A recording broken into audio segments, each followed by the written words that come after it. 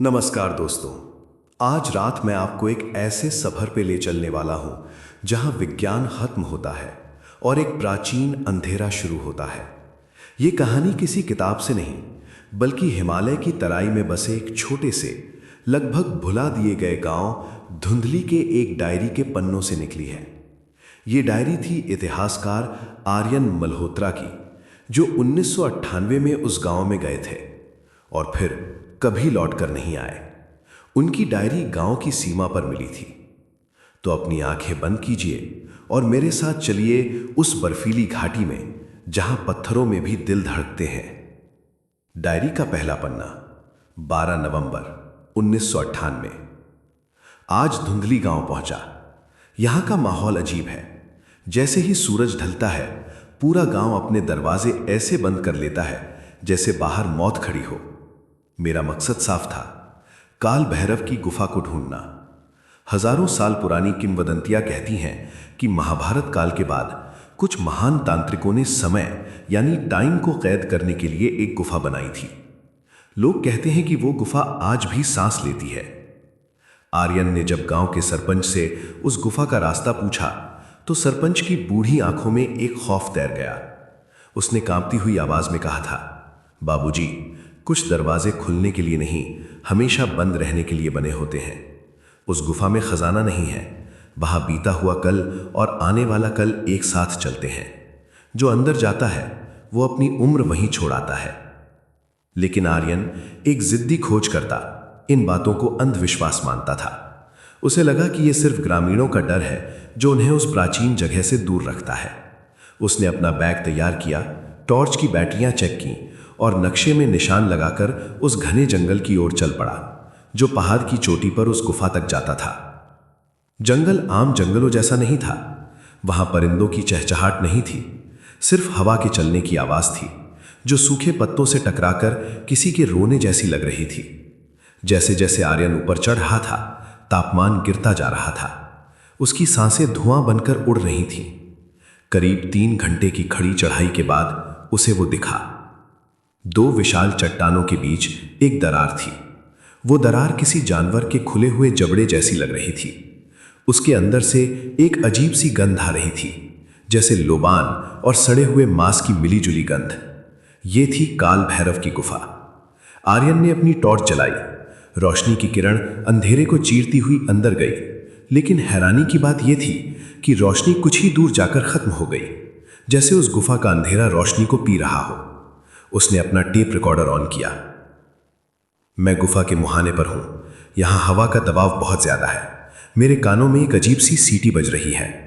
दीवारें सामान्य पत्थर की नहीं है। ये किसी धातु जैसी लग रही हैं जो छूने पर गर्म है। बाहर बर्फ है, लेकिन ये दीवारें गर्म हैं। आर्यन गुफा के अंदर दाखिल हुआ। अंदर घुसते ही बाहरी दुनिया की आवाजें, हवा, झींगुर सब एकदम से बंद हो गईं। अब सिर्फ एक आवाज थी, उसके अपने जूतों की ठक ठक ठक और उसकी अपनी धड़कन।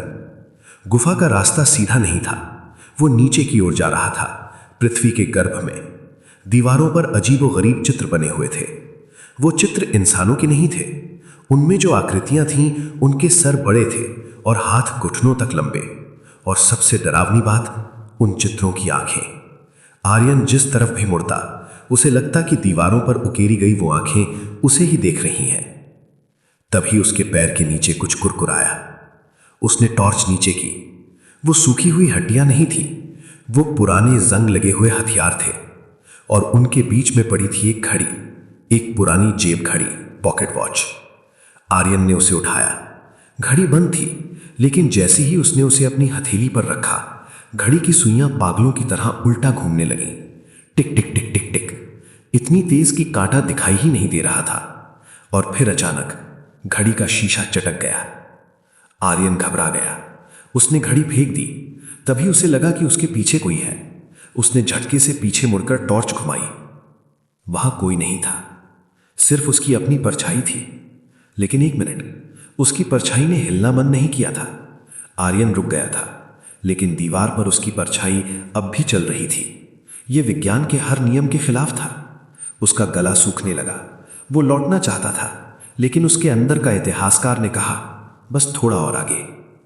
करीब 1 घंटे तक नीचे उतरने के बाद गुफा एक विशाल हॉल में खुली। ये जगह इतनी बड़ी थी कि टॉर्च की रोशनी छत तक नहीं पहुंच पा रही थी, और इस हॉल के बीचों बीच एक तालाब था। पानी का तालाब नहीं, वो पारा जैसा लग रहा था, चांदी सा चमकता हुआ गाढ़ा द्रव। और उस तालाब के बीच में एक चबूतरा था जिस पर एक अजीब सी वस्तु रखी थी। वो एक क्रिस्टल जैसा पत्थर था जो नीली रोशनी में धड़क रहा था, जैसे वो पत्थर सांस ले रहा हो। हर धड़कन के साथ गुफा में एक गूंज होती। ओम। नहीं, ये कोई मंत्र नहीं था, ये किसी मशीन के चलने की आवाज थी। आर्यन ने अपनी डायरी निकाली और कांपते हाथों से लिखा, मुझे लगता है ये कोई मंदिर नहीं है, ये प्राचीन तकनीक है। ये जगह ऊर्जा का एक स्रोत है। यहां आकर मुझे थकान नहीं लग रही, बल्कि ऐसा लग रहा है जैसे मेरे शरीर में बिजली दौड़ रही है। वो तालाब के किनारे गया। तालाब के ऊपर पत्थरों का एक सकरा पुल बना हुआ था जो उस चबूतरे तक जाता था। आर्यन ने पहला कदम रखा। तभी एक आवाज गूंजी, किसी इंसान की नहीं, बल्कि हजारों लोगों के फुसफुसाने की आवाज। लौट जाओ, समय किसी का सगा नहीं होता। आर्यन रुका। पसीना उसकी पेशानी से टपक रहा था, लेकिन वो नीली रोशनी उसे सम्मोहित कर रही थी। उसने दूसरा कदम बढ़ाया, फिर तीसरा, और अंत में वो चबूतरे पर पहुंच गया। सामने वो नीली वस्तु रखी थी। पास से देखने पर वो पत्थर नहीं, बल्कि एक डब्बे जैसा लग रहा था। उस पर जो लिपि लिखी थी वो सिंधु घाटी या संस्कृत से भी पुरानी थी। आर्यन का हाथ अपने आप उस वस्तु की ओर बढ़ा। उसका दिमाग कह रहा था रुक जाओ, लेकिन उसका शरीर उसके वश में नहीं था। जैसे ही उसकी उंगलियों ने उस ठंडी नीली सतह को हुआ, धमाका। आर्यन को लगा जैसे उसे करंट लगा हो। वो पीछे नहीं गिरा, बल्कि उसका दिमाग खिंच गया। अचानक गुफा गायब हो गई। अब वो गुफा में खड़ा नहीं था, वो एक युद्ध के मैदान में खड़ा था। लोग तलवारें और भाले लेकर एक दूसरे को मार रहे थे। आसमान लाल था। फिर दृश्य बदला। वो एक बहुत ही विकसित शहर में खड़ा था, जहां इमारतें कांच की बनी थीं और हवा में वाहन उड़ रहे थे। फिर दृश्य बदला। वो अपने ही घर में था, लेकिन वो बूढ़ा हो चुका था, बिस्तर पर पड़ा था और अपनी आखिरी सांसें ले रहा था। आर्यन चीखना चाहता था, लेकिन आवाज नहीं निकली। उसे समझ आ गया, वो समय को देख रहा था। वो काल भैरव की गुफा समय का एक पोर्टल थी। वो क्यूब एक कुंजी थी। तभी उस विजन में उसे एक चेहरा दिखा। वो खुद आर्यन था, लेकिन उसकी आंखें पूरी तरह काली थीं। उस दूसरे आर्यन ने असली आर्यन का हाथ पकड़ लिया। उसकी पकड़ लोहे जैसी सख्त थी। तुम्हें यहां नहीं होना चाहिए था, उस परछाई ने कहा।